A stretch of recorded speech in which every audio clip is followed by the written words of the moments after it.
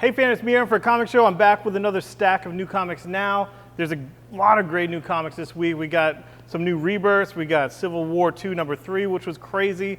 And we got Monstrous, the collection, which we have the A Comic Shop variant cover.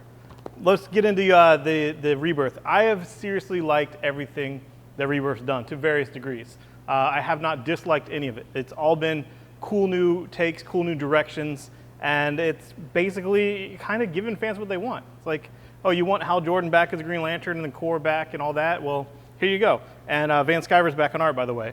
So let's do this. This is the Rebirth issues. The Rebirth one-shots is kind of setting the table. It's like, okay, well, we're taking the character from here to here, so we can't really do a #1 that does that because it's not really into the new direction. This is getting you from that place to from where it was to where it's going to be. And it really does. Like Green Lantern goes from the weird proton pack on his back, power glove thing, to the Green Lantern you know and love that looks like this. And the core, everything, you know, it's all being put back together. And I'm one of the biggest Green Lantern fans there is, like lifelong Green Lantern fan. Guy Gardner's my favorite. I know I'm in the minority with that, but I don't give a shit because Guy Gardner's the best, and you all can suck it if you don't agree. But he's going to be part of this book. You know, Hal Jordan, the Grandstander, and the Green Lantern Corps. So it's great. Love Van Sciver. And Vendetti is a great writer. If you did not like the Gauntlet Hal, it's probably not his fault. And you can just forget about that or never read it and just get in here and rock and roll. So go for it. Nightwing Rebirth. He's back to being called Nightwing instead of just Grayson. And he's also back to the blue. So he's not red, he's blue. So whoever made that edict of he has to be red now to be different than Batman, because red versus blue or whatever Dan DiDio or Jim Lee said, that's over. Now he's in blue, and this issue gets him from Grayson to Nightwing. It really does. And it also has Midnighter in here, so everyone that was kind of speculative is like, is Wildstorm still part of this Rebirth universe? Yes, it is, because Midnighter's in here, and he's Wildstorm. And I really liked it. It's Seeley, who was one of the writers for Grayson, and it was cool. If you're a Nightwing fan, you're a Dick Grayson fan, you're gonna love it. Like, I don't care if you were all about Grayson, you love Grayson, you'll love this too, because it's really about Dick Grayson. It's not really about what he's wearing, but the direction they're taking here is awesome. So I'm excited about it. Moving on to New Superman, Made in China. He's a Chinese Superman. The title of the issue is called Made in China. I'm not just making a offhand racial remark. And it's kind of cool. It's kind of cool. Like, it's a different take on Superman. That's cool. It's like an Elseworlds, but it's in continuity. There is a Chinese Batman and a Chinese Wonder Woman, and it is what it is. So if this does anything for you, go for it. I enjoyed it. It's from the same guy that was writing Superman, and I like doing different takes on iconic characters. That's something I like with comics that I've liked ever since I started reading comics. It's not a new thing. It's not a new thing that, like, why are they taking all our characters and making them with different women and minorities? Like, they've always done this since 1979 when Rhodey was invented to be Iron Man, when Tony Stark decided to go on a big alcoholic bender. Like, and Hal Jordan decided to, like, roam the earth and just find himself, and John Stewart became Green Lantern. This is just a thing that happens, and sometimes the stories are good and sometimes they're bad, and they're not all just bad because, like, oh, they changed who's in the mantle. That's not really what makes or breaks a good story. So if this does anything for you, try it out. I liked it. It was cool. Moving on to Wonder Woman. What's really interesting about this Wonder Woman story, it's all written by Rucka, which is cool, and it is bi-weekly, like twice a month. But one issue is year one with the artist Nicola Scott, and the other one is the Liam artist of stuff modern day, where she's trying to figure out about her past, what's lies, what's the truth, blah, blah, blah. Well, in the year one, we are seeing firsthand what the truth is. Wonder Woman's finding out, but we're finding out at the same time every other week with this. The art's great, and I'm digging it. I like the story. And the variant covers are by Cho.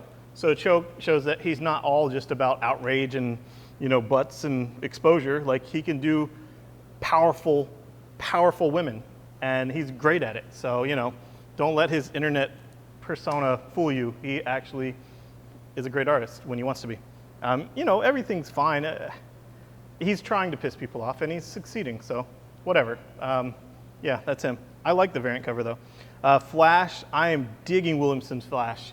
The new character God, man, this is just, I don't want to spoil stuff really, but Godspeed is awesome, and the lightning striking twice is awesome, and just this thing of more people getting the speed. Like, there's more lanterns, more people getting the speed, more of this. What is coming? What is coming to the DC universe? Like, is it the Dr. Manhattan thing we all know about from DC Universe one shot? Maybe that's it. But we're gonna have a big old brawl like in the next 2 years, and it's exciting. Rebirth's exciting. It feels like there's forward movement to something that's gonna be badass, and it's badass along the way, and the costumes are better, and the characters are back that we're missing, and it's just stuff that's getting me going. This is stuff that like I've loved ever since I was a kid. DC Universe, Detective, Batwoman's book, basically, Batwoman and Friends. I'm digging this a lot. I like the Tim Drake Robin on it. I like that they're flirting with like, maybe he's gonna retire from Robin and go to school. Who knows? I like his relationship with Spoiler back again. Even Orphan, the Cassandra Cain, that's cool that the character has a home here. And the Clayface is a wild card. Whatever, every team needs a wild card. Action Comics Superman. This is the book that took me by surprise. Dan Jurgens is doing a great job here. It is action. It's all action. It's Lex Superman, the pre-Flashpoint Superman, and fighting Doomsday. And there's a new, different Clark Kent thrown into the mix.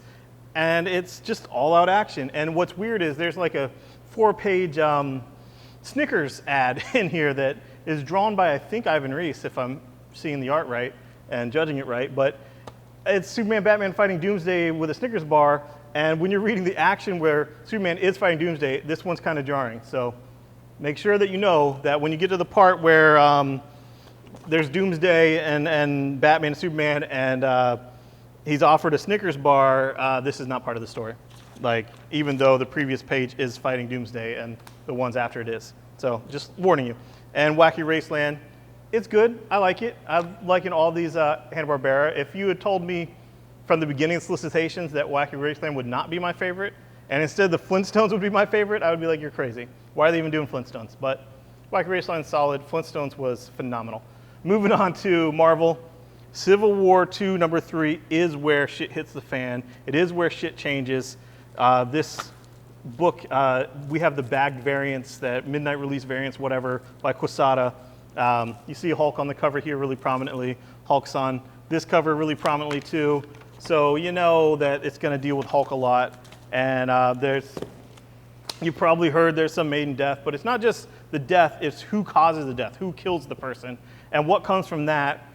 And it's crazy. It's like, what the hell? Like, this is the Civil War. This is the dividing line. The dividing line isn't just the concept of protect the future, change the future. When that actually gets enacted by actual heroes taking sides with an action that's freaking nuts, that's where it becomes real. That's where the division really happens, and that's this issue. So I'm excited. And we have the tie-ins, choosing sides. Moon Knight, can't get enough of him lately. The Spider-Man, which I know there's going to be big deal stuff with Spider-Man, which is revealed in this other thing. Gods of War, you have She-Hulk in a coma. That sucks, but whatever. But here's the thing. Everyone that comes into the store, for me, will get this free Marvel Now preview. The preview book, it has a bunch of books coming in October for the new Marvel Now. You know, you've seen the black female Iron Man, I Am Woman. You've seen probably the Doctor Doom, Iron Man, Iron Doom. But this also has a lot of craziness that's coming out of Civil War, and stuff with Spider-Man's universe that seems like it's going to be what a lot of old fans want. Seems like maybe it's going to be rebirthy, you know? Are you going to get the classic Venom back? Very well, maybe. That's what it looks like. So who knows? Who knows how? I don't know. But it looks like the new Marvel Now, not all new Marvel Now, not all new, all different Marvel, just Marvel Now is going to be kind of rebirthy in getting certain characters back that you might want, like this big-ass tease here with Richard Rider. But also breaking new grounds, doing different characters in the costumes, stuff like that, like you saw with the female Iron Man. Moving on to Monstrous, Marjorie Liu. love the art on this with however you pronounce. I'm sorry, I didn't look up to get the pronunciation right. Sana Takeda. I'm really digging this book. The art really makes it. I've always liked Marjorie Liu, but she's had a renaissance lately with Han Solo in this book and whatnot. And we got a variant cover. This is the regular cover. This is the variant cover. It's different, but it also has our logo on the back. It's Comic Shop's own exclusive that shows how much we're pushing it, like we did with I Hate Fairyland. It also has Jesse James Comics and Hypno Comics are part of a shared exclusive, but my logo's on top, you know, and that's all I have to say about that because, you know, it's a nice logo. But check out this book. It's a $10 volume 1, and if you get it from me, you can get this exclusive cover that will definitely be worth more than the other. You can sell on eBay. Like, say you don't like the book for whatever reason. Say you have bad taste. I mean, you might have bad taste, and you can sell it on eBay for more than you bought it for. I mean, there's like the reverse of a catch-22. I mean, whatever that would be. It's just, you can't lose. Moving on, Southern Bastards Volume 3 is finally out because the issues are finally out. I love what they're doing here. I can't wait for more. It ends on a crazy cliffhanger of, you know, what the hell's coming next. I can't wait. But the Jasons are doing amazing there. Sheriff of Babylon, Bang Bang Bang, Volume 1 of 2. I haven't been talking about the single issues. Single issues honestly aren't really selling that well, but the book is great, and I was going to push it in the trade.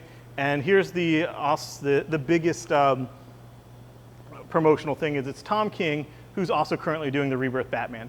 So you've probably already read his writing. You probably know you like his writing on the Batman issues he's done.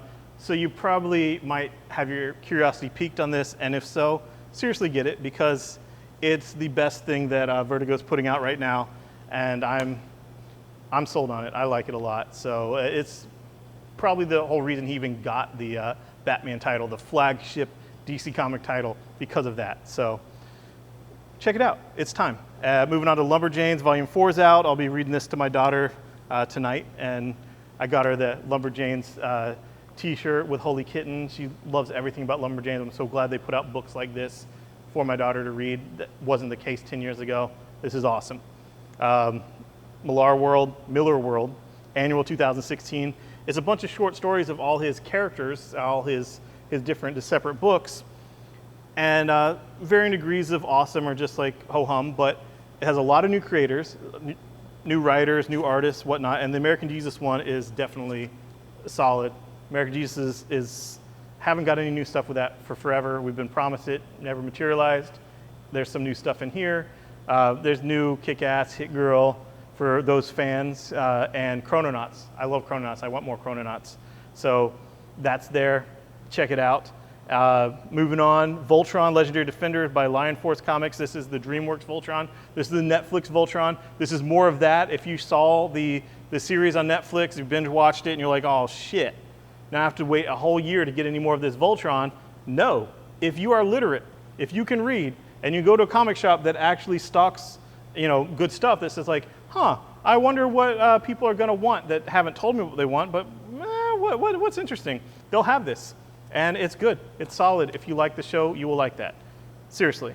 Moving on, $6 Million Man, Fall of Man. Why am I talking about this? I've never cared about $6 Million Man. I am turning 40 this year, but not 50, so there's that. Never played with the toy. I guess I remember holding the toy up to your eye and seeing through his eye and everything's red. I have a memory of that. I didn't own the toy. Maybe someone's older brother had it. I don't know. But the reason why is Van Jensen. I love Van Jensen. I loved his Chrononauts recently that he put me in. And if you were ever curious about $6 Million Man, this is a great take on it, a great new story by Van Jensen.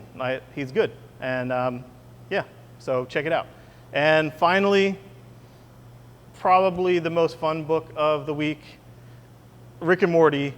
It's a new miniseries, Little Poopy Superstar. It's the return of Mr. Poopy Butthole, which we never got enough Poopy Buttholes. I mean, in real life, yeah, sometimes I have Poopy Butthole and Swamp Ass and all that. But Mr. Poopy Butthole, the character, is in here. And it starts with Rick and Morty, just Rick and Morty out, saying Rick and Morty forever, remember all these adventures we had, and just leaving Summer out. And, you know, that's just so, like, I don't know, patriarchal, you know, it's misogynistic, it's horrible. It's just horrible. And I didn't realize that side of Rick and Morty, you know? Like, yeah, I realized they always put her down, but, you know, it's kind of like that sibling rivalry type of thing, whatever. But no. No. You know who else was treated unfairly? Mr. Poopy Butthole was treated unfairly. He did not get a fair shake.